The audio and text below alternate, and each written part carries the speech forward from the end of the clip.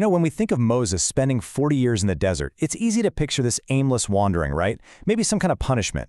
But what if we've been looking at it all wrong? Today, we're going to reframe those 4 decades. This wasn't a detour. This was the most intense, hands-on leadership course in history. So let's dive into how this incredible transformation actually happened. Okay, first, you've got to appreciate the sheer whiplash of Moses' life change. I mean, look at this. On one side, he's the Prince of Egypt. We're talking privilege, power, all the comforts of a palace. And then, bam, on the other side, he's a fugitive shepherd, a man on the run, totally stripped of his status, living this harsh, lonely life out in the wilderness. It's about as dramatic a reversal of fortune as you can get.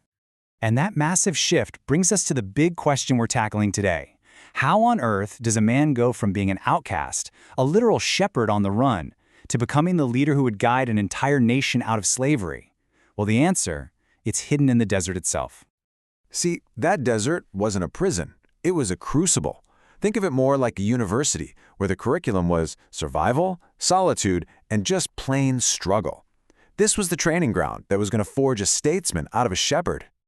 And let's just stop and think about this number for a second. 40 years. This wasn't some weekend seminar or a summer internship.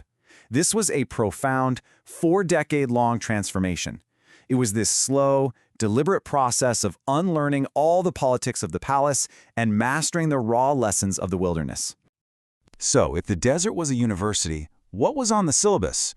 Well, the whole curriculum can really be broken down into 3 core subjects, and he learned them all through the simple day-to-day job of being a shepherd. So let's crack open the textbook and look at his first lesson, learning how to listen. The first, and maybe the most important, lesson was spiritual attunement. To lead a people for God, Moses first had to learn how to hear God.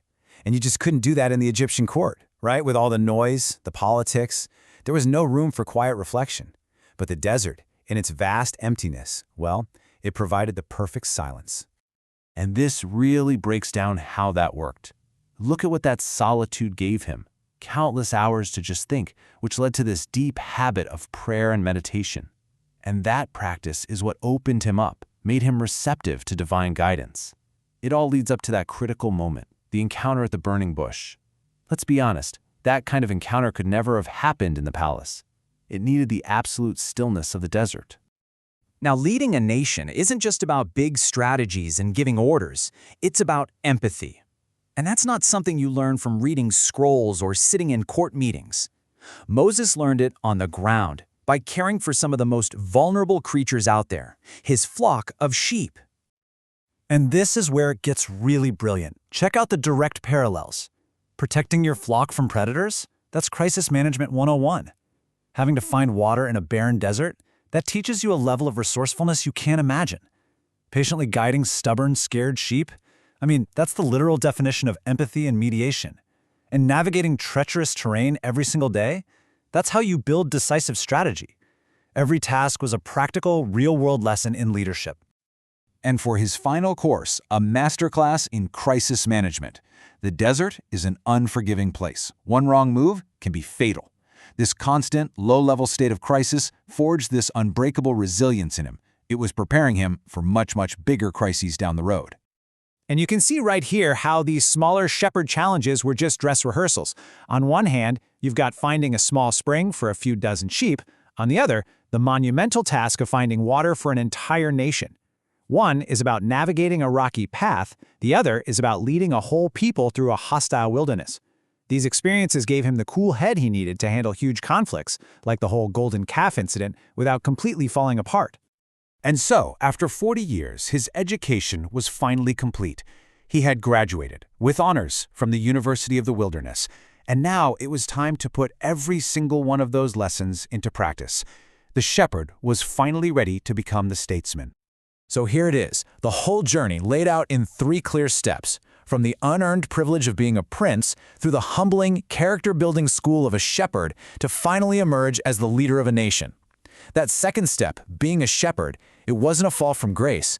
It was the essential bridge between the first and the third. And that really brings us to the core takeaway of this entire story. It's the idea that the most difficult, the most isolating, the times that feel totally unproductive, those are often the very moments where our greatest strengths are being forged.